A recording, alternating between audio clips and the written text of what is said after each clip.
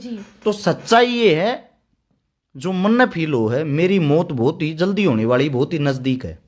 हमारे जैसा कोई आदमी नहीं है। वो पैर की जगह हाथ पकड़ना शुरू कर देना, सबसे ऊपर हम होंगे। हम आपकी मुलाकात एक ऐसी शख्सियत से करवाने जा रहे हैं जो एक अच्छे इंसान होने के साथ साथ एक समाज सेवी भी है। इनके चाहने वालों की कमी नहीं है, तो जलने वाले भी इनसे बहुत हैं। तो आज हमारे साथ मौजूद हैं हर्ष शिकारा जी। नमस्कार जी, हमारे चैनल में आपका स्वागत है।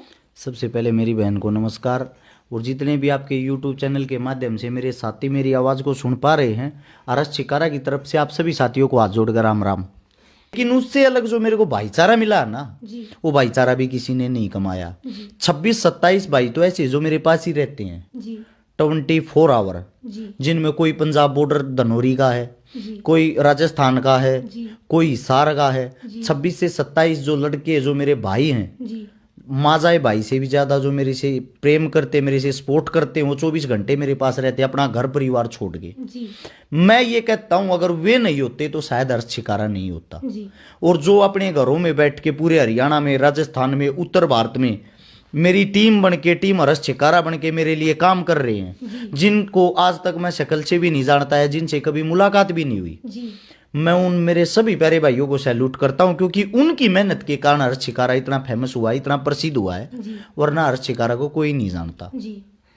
सर, आपको इंस्टाग्राम मॉडल कहें कि फिटनेस मॉडल कहें, एक समाज सेवी कहें, मोटिवेशनल स्पीकर कहें, जैसे कि पब्लिक की आपके बारे में राय है, तो इस बारे में आप क्या कहना चाहेंगे सर? आप क्या हैं? देखिए बहन, ना ही तो मैं कोई मॉडल हूँ, ना ही कोई फिटनेस मॉडल हूँ। अपनी सेहत, अपने शरीर का ख्याल सबको रखना चाहिए। अभी किसान आंदोलन के दौरान मेरे को चोट लगी थी कमर में, जिसके कारण मेरे को लगा कि आपकी बॉडी जो लैंग्वेज वो खराब हो रही है, उसको सुधारने के लिए थोड़ी बहुत एक्सरसाइज कर लेता हूँ। तो इसीलिए फिट रहना बहुत ही जरूरी है। उससे अलग आप कह रहे थे समाज सेवी कहे या मोटिवेशनल स्पीकर कहे, ऐसा कुछ नहीं है। हर्ष शिकारा जो भी हो रियल है, यानी कि वो रील बनने की कोशिश नहीं करता, वही कैमरे के पीछे है, वही कैमरे के आगे है। मैंने अपने जीवन में एक बात सोची है, मैं आपको बता दूं, समाज सेवा की जो बात है, मैं समाज सेवी नहीं हूं। मैं लोगों को जगाने की कोशिश कर रहा हूं, लोगों के अंदर जोश भरने की कोशिश कर रहा हूं। सबसे पहले जब मैंने पहली वीडियो डाली किसी की मदद की, मेरे को बहुत ज्यादा सपोर्ट भी मिली और बहुत ज्यादा गालियां भी। अबे तू किसी की मदद तो कर रहा है, इतना बड़ा दिखावा क्यों कर रहा है? मेरे को लोगों ने ये बोला। लेकिन उन चीजों को छोड़ के अगर आज के हालात में, हाल फिलहाल आप लोगों को देखोगे, हर गांव में, हर शहर में, हर जिले में कोई ना कोई भाई आपको समाज सेवा करता दिखाई देगा, वो भी वीडियो बना के डालते हुए। यानी कि लोगों के अंदर कहीं ना कहीं जागरूकता तो आई। अब हर्ष शिकारा अकेला सबकी मदद नहीं कर सकता। हर्ष शिकारा लोगों को जगाने की कोशिश कर रहा, यूथ को जगाने की कोशिश कर रहा। भाई आप भी घरों से बाहर निकलो, यह मदद आप भी कर सकते हो। यही कारवा बनता बनता बनता बनता आज हाल में मेरे बहुत सारे भाई जाग चुके हैं, जाग गए हैं, जो काम कर रहे हो। और आने वाले समय में हमें किसी नेता मंत्री की जरूरत नहीं पड़ेगी मदद के लिए। देख लेना आप, ऐसे ही लोगों को हम जगाते रहे ना, हम गरीब आदमियों की डायरेक्ट उनके घर पे जाके मदद करने की कोशिश करते हैं। अगर आपने देखा हो, कोई नेता मंत्री चुनाव जीतने के बाद किसी गरीब के घर मदद करने नहीं जाता। जब भी आप किसी नेता मंत्री के घर जाओ, मैं आपसे पर्सनली तौर पे एक बात कह रहा हूं, आप एक पत्रकार हो, आप मीडिया को चौथा स्तंभ बोलते हैं, आप हिम्मत रखते हो किसी MP MLA से सवाल करने की? पूरी हिम्मत रखती हूँ। हिम्मत रखती हो तो आप एक सवाल करना कि आपकी सैलरी 2-2.5 लाख रुपए होती है, और आप 5 साल के दौरान 5-5, 7-7 करोड़ रुपए की 10-10 गाड़ियां कैसे खरीद लेते हो? 100-100 करोड़ रुपए का बंगला कैसे बना लेते हो? हजारों करोड़ रुपए की प्रॉपर्टी कैसे जोड़ लेते हो उस 2-2.5 लाख रुपए की सैलरी से? शायद वो आपको जवाब नहीं दे पाएगा। क्या है, वो हमारे को ही तो लूट लूट खाते, वो कोई पैसों की मशीन थोड़ी लगा रहे हैं। जनता का पैसा जनता से ही खाते हैं। नेता क्या करता है, 100 रुपए अगर लोगों से लेगा तो सिर्फ 1 रुपया लगाएगा, 99 रुपए वो खुद खाएगा। और हम है ना, हम किसी की मदद कर दे, हमारे को बदनाम करने के लिए कुछ मूर्ख आवारा तत्व बाहर निकलेंगे और बोलेंगे पैसे खा गया, पैसे खा गया। सबसे पहली बात तो मैं आपको बता दूं, लोग ये भी कहते हैं जनता से पैसे क्यों ले रहा भाई? पैसा सारा का सारा जनता से ही आता है, जनता में ही लगता है। इन्हीं का चून है, इन्हीं का पुण्य है, इन्हीं से कमाना होता है, इन्हीं से खाना होता है। यह एक सच्चाई है। क्या कोई मंदिर में कोई भगवान मंदिर को पैसे दे सकता है? नहीं, भगत पैसे देते हैं। क्या किसी गुरुद्वारे में वहां का कोई गुरु पैसे दे सकता? नहीं, जनता ही पैसे देती है। तो जो कुछ भी सिस्टम है वो जनता से ही चलता है, जनता के बगैर कुछ भी नहीं चलता। और जो हमारे पे उंगलियां उठाते हैं, मैं उनसे भी कहता हूं भाई आप भी ऐसा चेहरा बनो ना, आपके चेहरे को कोई पैसे दे। आज के बुरे वक्त में अगर आप किसी से 200 रुपए भी निकलवा लो ना किसी की जेब से, मान लो आप बहुत ही सच्चे इंसान हो, और मैं लाखों लाखों रुपए लोगों की मदद के लिए एक एक घंटे में निकलवा सकता हूं, तो कुछ ना कुछ तो मेरे पे लोग ट्रस्ट करते ही होंगे। तो क्या है, मेरा जो कहना है, हम समाज को सुधारने की धीरे धीरे कोशिश कर रहे हैं और 100% सुधारेंगे भी, क्योंकि लोग इसी ट्रैक पे आ रहे हैं, एक दूसरे की मदद कर रहे हैं। जब ये चैन बन जाएगी ना, ये साइकिल चलनी शुरू हो जाएगी, हमें किसी नेता मंत्री की जरूरत ही नहीं पड़ेगी, क्योंकि गरीब के घर जाके हम डायरेक्ट ही मदद कर देंगे। अमीर भाई गरीब की उंगली पकड़ के उसका सहारा बने, बिल्कुल, तभी अच्छा समाज बनेगा। हर्ष भाई, एक अगला सवाल मेरा आपसे ये रहेगा कि हर्ष जो कि अपनी लाइफ में इससे अलग, समाज सेवा से अलग भी बहुत कुछ कर सकते थे, कर भी रहे हैं, तो मतलब ऐसी क्या चीज़ हुई कि आप मतलब ऐसी प्रेरणा आपको मिली कि लोगों के लिए कुछ करना चाहिए? क्या कहना चाहेंगे इस बारे में?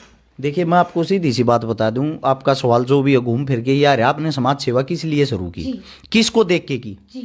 मैं सबसे पहले तो आपको बता दूं, मैंने हालातों से सीखा, अपने घर परिवार से सीखा है। 1997 में 10वें महीने की 2 तारीख इतवार के दिन मेरी माताजी की मृत्यु हो गई थी, और मृत्यु का जो कारण था सिर्फ 50,000 रुपये। काश उस वक्त अगर हमारी जेब में 50,000 रुपये होते तो आज मेरी भी माताजी जिंदा होती। मेरी माताजी की मौत का कारण था रीढ़ की हड्डी टूटना, और मेरी माताजी की जो मृत्यु हुई, पैसों के साथ साथ दूसरा कारण था हम पावरफुल नहीं थे, हमारे पास सिफारिश नहीं थी। ये हिंदुस्तान है, अगर आपका एक्सीडेंट हो गया, आपका हाथ कट गया ना, पहले अस्पताल में जाके आपको फार्म भरना पड़ेगा, चाहे आपकी मृत्यु वहीं हो जाए, एडमिट आपको बाद में करेंगे। ये हालात है हिंदुस्तान की। तो जब वहां सफदरजंग हॉस्पिटल के बाहर मेरी मां तड़प रही थी, मेरी माता जी को 1 हफ्ते तक बेड नहीं मिला, और बेड ना मिलने के कारण मेरी माता जी की मृत्यु होगी। मुझे उस चीज का आज भी दुख है।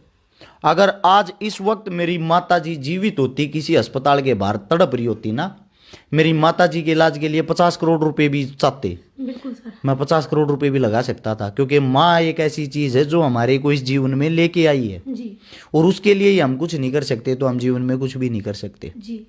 माता जी की मौत के बाद 6 महीने के अंदर ही दादी की मृत्यु होगी, दादा की मृत्यु होगी। हमारे पास कुछ भी नहीं बचा, परिवार का सर्वनाश हो गया। मेरा भाई तो मेरे से भी छोटा, सारी जिम्मेदारी आपके ऊपर, सब कुछ जो जिम्मेदारी थी पापा जी उस वक्त, ये लगा लो ऐसी हालत हो गई थी पागलों जैसी, ना कुछ सोच पा रहे थे ना कुछ कर पा रहे थे। 2000 में, यानी कि 3 साल बाद, मैं 6ठी क्लास में था, हमारी फीस होती थी मात्र 12 रुपये, हमारे से दी नहीं जाती थी। ये मेरी हालत थी। और जिस वक्त मैं 2004 में मैंने एंट्री की, 2004 में मेरी उम्र 14-15 साल थी, उस वक्त मैं 75 रुपये की मजदूरी करता था, रोडी डस्ट के ट्रक खाली करता था मेरे पापा के साथ स्कूल में जाने से पहले। रात ही होती है, सुबह के 3 बजे उठ के जाते थे। मेरे पापा को 150 रुपये मिलते थे, मेरे को 75 रुपये, उससे हमारा घर चलता था।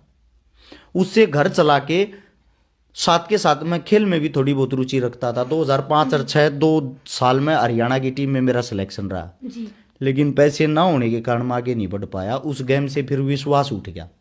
मैं वहाँ से गांव छोड़ के यहाँ पे आ गया सोनीपत सुभाष स्टेडियम में रहने लग गया। खाड़े में हल्की फुल्की जैसी भी मेरे से होती थी, पहलवानी में रुचि थी, पहलवानी करने लग गया।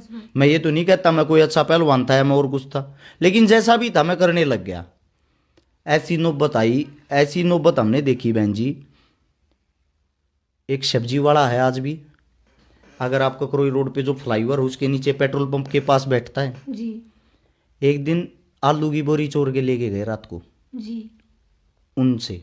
जी और हम सुबह शाम आलू की चटनी, आलू का घोल, आलू की सब्जी, आलू का रायता, लस्सी मांगी और मिल जाती थी, वो ही खाते थे और कुछ हमारे पास कुछ भी नहीं था। और जब 6 महीने बाद हमारे पास पैसे हुए ना, जब उससे ये पूछा, भाई आपकी आलू की बोरी चोरी हुई थी 6 महीने पहले, कितने रुपए की लेकर आया था? तो उसने बताया, मैं भाई वह 430 रुपए की लेकर आया था। 6 महीने बाद उसको 860 रुपए देकर आए, जी वह बोरी हम चोर के ले